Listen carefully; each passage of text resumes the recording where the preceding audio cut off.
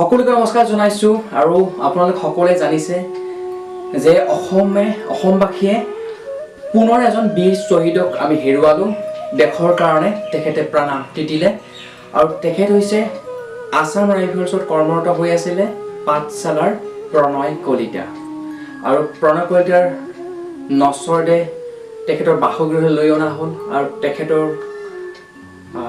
মৃতদেহটোক বা তেখেতৰ শৰীৰটোক হেককৃত সামৰিক মৰ্যাদাৰে সমাপন কৰা হ'ল আৰু তেখেত এতিয়া পঞ্চমতত বিলীন হৈ গ'ল। প্ৰায় একমান বজাত তেখেতৰ নচৰদে বৰজাৰ বিমানবন্দৰ আহি পাইছিলহি আৰু তাৰপিছতে তেখেতৰ নচৰদে তেখেতৰ বাসগৃহলৈ অনা হ'ল আৰু সামৰিক মৰ্যাদাৰ তেখেতৰ হেককৃত সমাপন কৰিলে। আৰু যেতিয়াই সেই বিশেষ লাইভ টেলিকাষ্ট দেখিছিলোঁ ইলেক্ট্ৰনিক মিডিয়াত টিভি চেনেলত খুবেই মৰ্মাহত হৈ পৰিছিলোঁ। যেতিয়াই শুনিছিলোঁ যোৱাকালি দুপৰীয়া ভাগতে যে আমি অসমবাসী পুনৰ এজন বীৰ শ্বহীদক হেৰুৱালোঁ, আমাৰ দেশৰ বাবে প্ৰাণ আহুতি দিলে, দুখ পাইছিলোঁ। আৰু আজি যেতিয়া সেই বিশেষ ভিজুৱেলটো দেখিলোঁ, 7 বছৰীয়া কন্যাক এনেকৈ এজন ব্যক্তিয়ে কোলাত লৈছে, কোলাত লৈ পেলাই হাত পাক ঘূৰিছে আৰু আত্মীয় এজনে মুখাগ্নি কৰিছে, সেই বিশেষ দৃশ্যটো দেখি পেলাই খুবেই মৰ্মাহত হৈ পৰিছোঁ। যেতিয়া প্ৰণয় কলিতাৰ পত্নীক দেখিছিলোঁ খুবেই মৰ্মাহত হৈ পৰিছিলোঁ আৰু সেই 1.5 বছৰীয়া কন্যা সন্তানটোক যেতিয়া দেখিছিলোঁ যোৱাকালি নিউজত, তেতিয়া খুবেই মৰ্মাহত হৈ পৰিছিলোঁ। প্ৰণয় কলিতা আমাৰ দেশৰ বাবে, আমাক ৰক্ষাৰ বাবে তেখেত শ্বহীদ হ'ল আৰু তেখেতৰ পত্নী অকালতে বিধৱা হ'ল। সেই দুগৰাকী কণমানি, এজনীৰ বয়স 1.5 বছৰ আৰু এজনীৰ বয়স 7 বছৰ, তেওঁলোকে দেউতা কি বস্তু, দেউতাকৰ মমতা কি বস্তু নজনাকৈয়ে তেওঁলোকক পিতৃহাৰা হ'ল। তেওঁলোক কণমানি দুজনী পিতৃহাৰা হ'ল। তেওঁলোকে একোৱেই নাজানে আচলতে কি হিংসা সন্ত্ৰাস কি, গুলি বাৰুদ কি, তেজ কি, তেওঁলোকে একোৱেই নাজানে আৰু অকালতে তেওঁলোক পিতৃহাৰা হ'ল।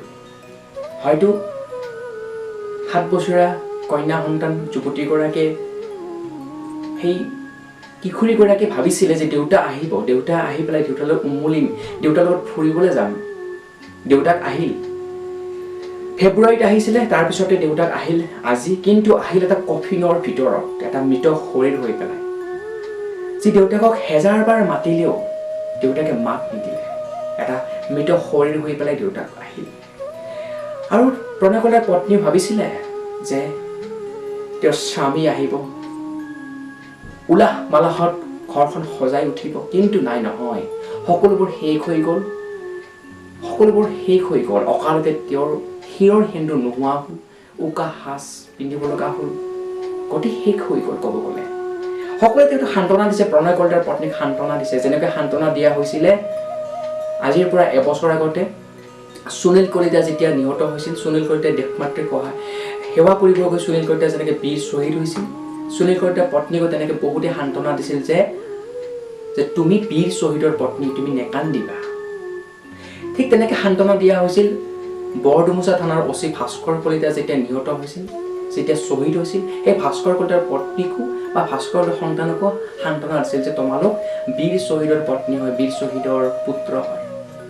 কিন্তু সেই সান্তনাবোৰে জানে সেই সকলোবোৰ সমাধান দিব?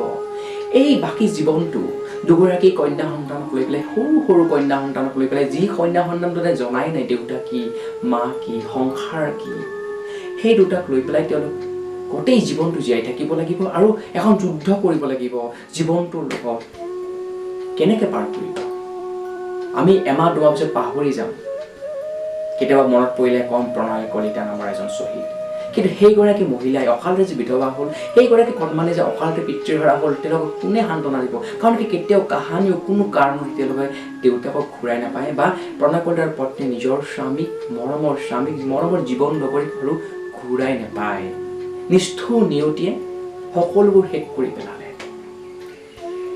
আপোনালোকে জানে, তথাপিও ক'ব বিচাৰিছোঁ, সেই মৰ্মান্তিক ঘটনাটো ঘটিছিল যোৱা পৰহি অৰ্থাৎ বুধবাৰৰ দিনাখন। আৰু প্ৰণয় কলিতা আসাম ৰাইফলছত কৰ্মৰত হৈ আছিল। তেখেতে যোগদান কৰিছিল 2001 চনত, আসাম ৰাইফলছত কৰ্মৰত হৈ আছিল আৰু তেখেতৰ ডিউটি আছিলে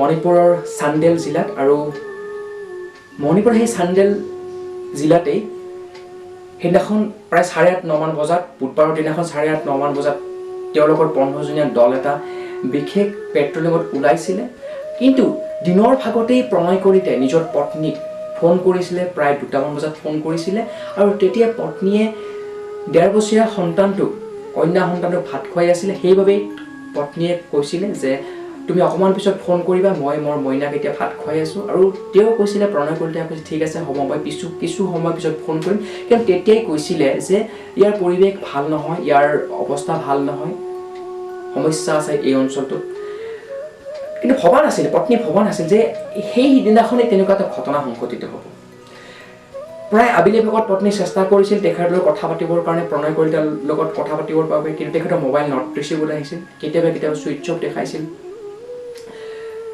প্ৰায় তেনেকৈ গৈ সন্ধিয়াৰ পৰা ৰাতি হৈছিল তেতিয়ালৈকে প্ৰণয় কলিতালৈ কোনো ধৰণৰ কণ্টেক্ট কৰিব পৰা নাছিল পত্নীয়ে এবাৰ ভাবিছিল হয়তো তেনেকুৱা দুৰ্গম অঞ্চলত গৈছে তাত নেটৱৰ্ক নাথাকে এবাৰ ভাবিছিল মোবাইল ছুইচ অফ হৈ যাব পাৰে কিন্তু কেতিয়াও ভবা নাছিল যে তেওঁৰ মৰমৰ স্বামী মৰমৰ মানুহটো আৰু এইখন পৃথিৱীতেই নাই ভবা নাছিল কেতিয়াও গোটেই ৰাতি উজাগৰি নিশা পাৰ কৰিছিল পত্নীয়ে ৰাতিপুৱা সময়ত পত্নী পুনৰ চেষ্টা কৰিছিল প্ৰণয় কলিতাৰ লগত সংযোগ স্থাপন কৰিবৰ বাবে কিন্তু একেই কেতিয়াবা নট ৰিচিভেবল কেতিয়াবা ছুইচ অফ হয় লাহে লাহে পৰিয়ালবৰ্গ চিন্তিত হৈ পৰিছিল তেতিয়ালৈকে ঘটনাটো পোহৰলৈ অহা নাছিল বা কোনো ধৰণৰ মিডিয়াটো খবৰটো ওলোৱা নাছিল আৰু ৰাতিপুৱাৰ ভাগতে আননোন নম্বৰ এটাৰ পৰা বাৰে বাৰে ফোন আহিছিল প্ৰণয় কলিতাৰ পত্নীলৈ প্ৰণয় কলিতাৰ পত্নীয়ে আননোন নম্বৰ ফোন বাবে ৰিচিভ কৰা নাছিল কিন্তু বাৰে বাৰে যেতিয়াই ফোন কৰিছিল সেইবাবে প্ৰণয় কলিতাৰ পত্নীয়ে নিজৰ ভায়েকক নাম্বাৰটো শ্বেয়াৰ কৰিছিল আৰু কৈছিল যে এই নাম্বাৰটোৰ পৰা ফোন আহি আছে কোন হয় এবাৰ সুধি চাচোন আৰু প্ৰণয় কলিতাৰ পত্নীৰ ভায়েকে সেই আননোন নম্বৰটোত ফোন কৰিছিল আৰু ফোন কৰি জানিব পাৰিছিল যে তেওঁৰ ভিনদেউ অৰ্থাৎ প্ৰণয় কলিতা এইখন পৃথিৱীত আৰু নাই আৰু প্ৰণয় কলিতাৰ পত্নীও তেতিয়াই জানিব পাৰিছিল যে তেওঁৰ মৰমৰ স্বামী আৰু এইখন পৃথিৱীত নাই আৰু সেই বুধবাৰৰ দিনাখনেই প্ৰায় 8:30 বজাত তিনিটাকৈ উগ্ৰবাদী সংগঠনে যৌথভাৱে আপোনালোকে জানে কোন তিনিটা উগ্ৰবাদী সংগঠন মই আৰু ক'বলৈ নাযাওঁ তিনিটাকৈ উগ্ৰবাদী সংগঠনে নিকৃষ্ট কাম কৰিলে গৰিহণা যোগ্যৰ কাম কৰিলে তেওঁলোকে কাপোৰ ৰাখিলে কাম কৰিলে ক'বলৈ গ'লে তেওঁলোকে যৌথভাৱে একলগ হৈ পেলাই 15জনীয়া দলটোৰ ওপৰত IED বিস্ফোৰণ ঘটালে তাৰপিছত গুলীবৰ্ষণ কৰিলে আৰু থিতাতেই সেইদিনাখনে বুধবাৰৰ দিনাখনে ৰাতিৰ ভাগতে থিতাতেই নিহত হ'ব লগা হ'ল তেওঁলোকৰ আক্ৰমণত উগ্ৰবাদীসকলৰ আক্ৰমণত 3জনকৈ জোৱান তাৰ ভিতৰত আমাৰ অসমৰ বীৰ জোৱান প্ৰণয় কলিতা আছিলে আৰু এজন নাগালেণ্ডৰ আছিলে এজন মণিপুৰ আছিলে আৰু বেয়াকৈ আঘাতপ্ৰাপ্ত হয় তেওঁলোকৰে 6জনকৈ জোৱান তেওঁলোক এতিয়া চিকিৎসাধীন হৈ আছে আৰু সেই বৃহস্পতিবাৰ দিনাখনে অৰ্থাৎ যোৱাকালি প্ৰায় 11-12 বজাত তেওঁলোকে গম পাইছিল সেই বিশেষ কথাটো চাৰিওপিনে দুখ চাৰিওপিনে সকলো ম্ৰিয়মান হৈ পৰিছে অসমবাসী ম্ৰিয়মান হৈ পৰিছে ভাৰতবাসী ম্ৰিয়মান হৈ পৰিছে আৰু তেখেতৰ শেষকৃত্য আজি সামৰিক মৰ্যাদা সমাপন কৰা হয় পঞ্চভূতত বিলীন হয় প্ৰণয় কলিতাৰ নশ্বৰ দেহ সকলোৱে তেখেতৰ আত্মাৰ সদগতি কামনা কৰিছে চিৰশান্তি কামনা কৰিছে আৰু আমিও নেদেখাজনৰ প্ৰাৰ্থনা কৰিছোঁ তেওঁ য'তেই নাথাকক কিয় সদায় শান্তিত থাকক সুখত থাকক কিন্তু মই অতিকৈ মৰ্মাহত এইবাবেই হৈছোঁ যেতিয়া সেই কন্যা সন্তানটোক দেখিছিলোঁ সেই চাৰিওপিনে ঘূৰি থকা মৃতদেহটোৰ চাৰিওপিনে আমাৰ যিটো ৰীতি নীতি আছে আমাৰ অসমীয়া পৰম্পৰা আছে হিন্দু ৰীতি নীতি আছে হাত পাক ঘূৰাইছিলে তেতিয়া মই খুব আৱেগিক হৈ পৰিছিলোঁ সেই দৃশ্যটো ইমান দুখ লগা ইমান মৰ্মাহত কৰিছিল মোক যে ইমান নিষ্ঠুৰ হ'ব পাৰে তেওঁলোক যে এবাৰো ভাবি নাচালে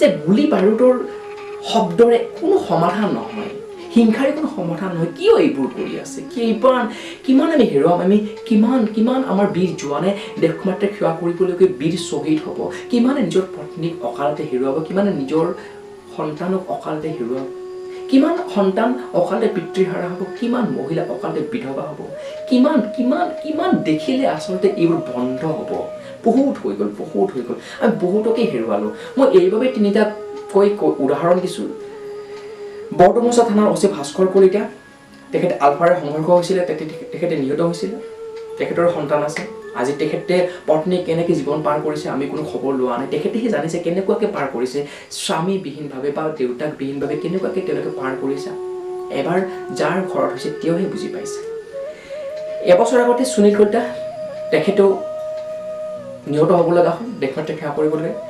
তেখেতৰ পত্নী মাত্ৰ বিবাহপাশত আবদ্ধ হোৱা 2.5 মাহ হৈছিল। 2.5 মাহ, 2.5 মাহতে তেখেতৰ পত্নী বিধৱা হ'ল। বীৰ শ্বহীদৰ পত্নী হ'ল, বহুতে সান্তনা দিছে। কিন্তু সেই সুলেখতাৰ পত্নী পদুমী কলিতাই আজি কেনেদৰে জীৱনটো পাৰ কৰিছে, কেনেদৰে এটা বছৰ পাৰ কৰিছে, আপুনি মই হয়তো অনুমান কৰিব নোৱাৰোঁ, তেওঁহে বুজিছে। আৰু আজি পুনৰ সেই তেনেকুৱা ঘটনা দেখিব পাইছোঁ। আমাক সেৱা কৰিবলৈ, দেশমাতৃক সেৱা কৰিবলৈ গৈ পেলাই নিজৰ পত্নী দুগৰাকী কণমানিক এৰি পেলাই অকালতে তেওঁ যাবলগীয়া হ'ল। এতিয়া সেই পত্নীয়ে দুগৰাকী সন্তানক কেনেকৈ পাৰ কৰিব এবাৰ ভাবি চাওকচোন। সেই সন্ত্ৰাসবাদীবিলাককো কৈছোঁ, এবাৰ ভাবি চাবা তোমালোকে। এনেকৈ গুলী বাৰুদৰ ধোঁৱাৰে তেজৰ নৈ বোৱাই কোনো ধৰণৰ সমস্যাৰ সমাধান নহয়। তোমালোকৰো মা আছে, তোমালোকৰ কোনো মাৰ সন্তান হয়। তোমালোকৰ এনেকুৱা যদি অৱস্থা কৰে তোমালোকে কি পাবা? এইবোৰ বাদ দিয়া এইবোৰ হিংসা সন্ত্ৰাস বাদ দিয়া। আমি কোনো চিৰস্থায়ী নহয়, আমি সকলোৱে মৰি পেলাই মাটিৰ লগতে মিহলি হ'ব লাগিব এটা দিনত। কোনো VIP ব্যক্তিও চিৰস্থায়ী নহয়, চিৰযুগমীয়া নহয়, তেওঁ মৰিবই লাগিব। গতিকে যিহেতুকে আমি মৰিম, কিয়নো এইবিলাক কৰি থাকোঁ? কিয়নো হিংসা সন্ত্ৰাস কৰোঁ? কিয়নো গুলী বাৰুদৰ আমি খেল খেলোঁ? কিয়? বাদ দিয়া, এইবোৰ বাদ দিয়া। আৰু এইবোৰ চাব নোৱাৰোঁ, বহুত হ'ল। কাকতি কৰিছোঁ, প্ৰাৰ্থনা কৰিছোঁ, এইবোৰ নকৰিবা তোমালোকক কৈছোঁ, এইবোৰ নকৰিবা।